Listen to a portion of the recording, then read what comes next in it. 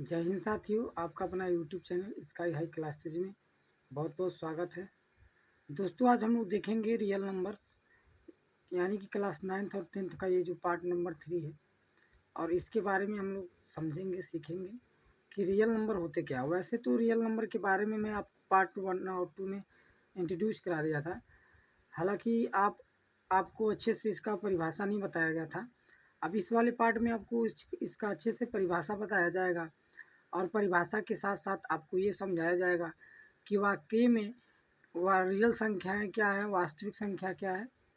आपको बताया जाएगा कि वास्तविक संख्याएं क्या होती हैं। ठीक है, वास्तविक संख्याओं में रेशनल क्या होता है, यानी कि परिमेय और अपरिमेय संख्याएं क्या होती है, सब कुछ के बारे में जानकारी होगी।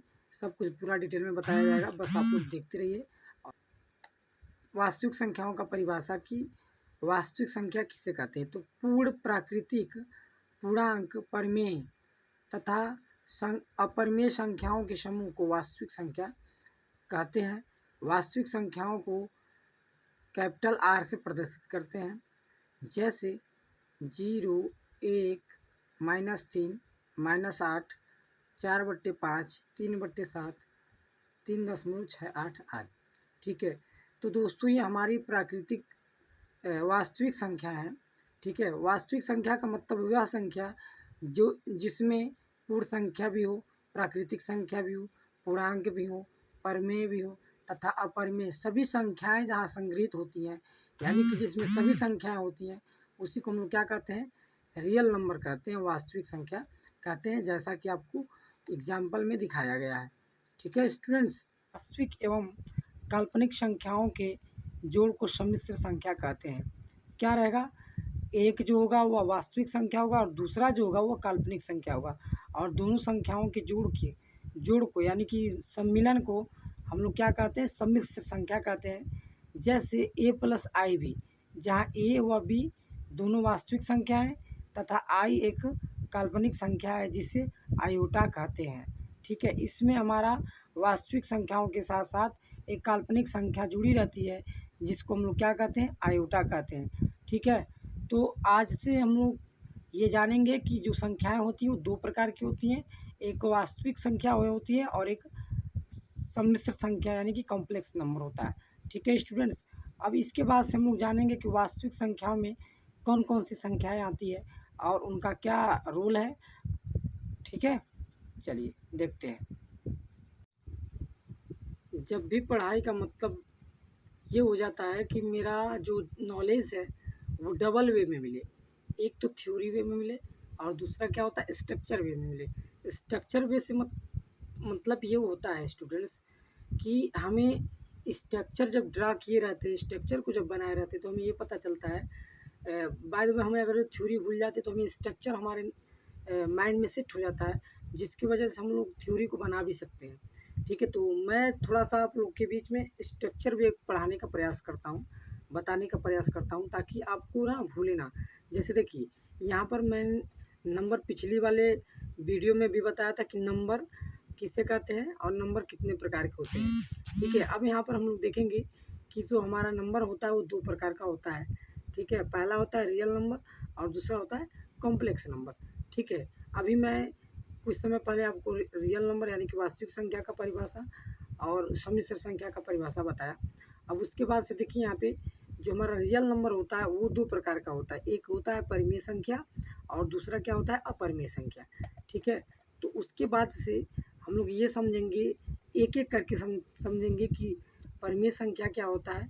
ठीक है, तो परिमेय संख्या वह होता है, वह संख्या, देखिए होता क्या है, वह संख्या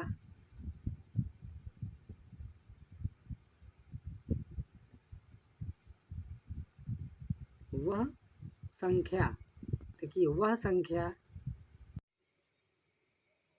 उसके बाद से हम लोग देखेंगे, देखिए कि परिमेय संख्याओं में कौन कौन सी संख्याएं आती है, यानी कि परिमेय संख्या के रूप में किस किस संख्याओं को प्रदर्शित किया जा सकता है, या कौन सी संख्याएं होती है जो परिमेय संख्या के रूप में होती हैं या फिर जिन्हें लिखा जा सकता है।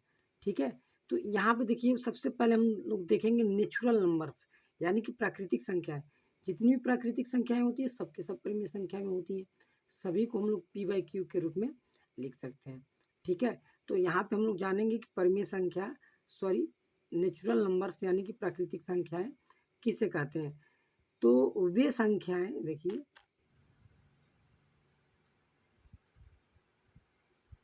तो अभी हम क्या किए हैं, यहाँ पे देखिए सभी परिभाषा लिख चुके हैं और आपको एक एक करके बताएंगे, समझाएंगे। ठीक है, तो देखिए जो प्राकृतिक संख्याएं होती हैं जिनका प्रयोग गिनती में किया जाता है, ठीक है, प्राकृतिक संख्याएं कहलाती हैं। जैसे 1 2 3 4 डॉट डॉट आज इसे हम लोग कैपिटल एन से प्रदर्शित करते हैं यानी कि दर्शाते हैं। ठीक है, एक बात आप समझिए कि इसका परिभाषा क्यों ऐसे बनाया गया कि गिनती के रूप में प्रयोग किया जाता है। देखिए हम कभी भी रुपया गिनते हैं या फिर रास्ते में जाते गाड़ियों को गिनते हैं या फिर पेड़ पौधों को गिनते हैं, तो हम लोग एक से ही स्टार्ट करते हैं, ना कि जीरो से स्टार्ट करते हैं। सही बात है।